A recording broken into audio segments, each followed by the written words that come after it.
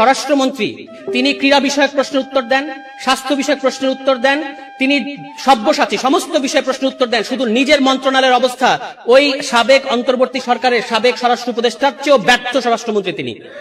দুনিয়ার সমস্ত বিষয়ে তিনি উত্তর দিচ্ছেন, শুধু নিজের মন্ত্রণালয়ের খবর নাই। গত 2 মাসে তাদের নিজেদের অন্তর্কন্দলে এই পর্যন্ত 30 জনের অধিক বিএনপি নেতাকর্মী হত্যার শিকার হয়েছে, কিন্তু তিনি বাংলাদেশকে সংবিধান পড়াচ্ছেন, যে সংবিধান আবার প্রতি পদে পদে প্রতি বাক্যে বাক্যে তিনি ভুল বলেন, বিভ্রান্তিকর তথ্য দেন। তিনি মনে করেন সংবিধানের ধারা উপধারা 115 অনুচ্ছেদ এটা আছে, 64 অনুচ্ছেদ এটা আছে, এইটা বুঝাই নাকি সংবিধান বোঝা।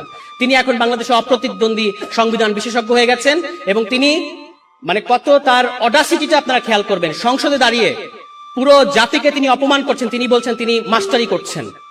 যে কোনো সভ্য গণতান্ত্রিক দেশে এর পরে তাকে আর ওই জায়গায় কথা বলতে দিত না। আপনি আমাদের সংসদ নেতাকে দেখবেন তিনি নাকি জেস্টার পলিটিক্স করেন। আমি বলেছি তিনি একজন নির্বাক চলচ্চিত্র।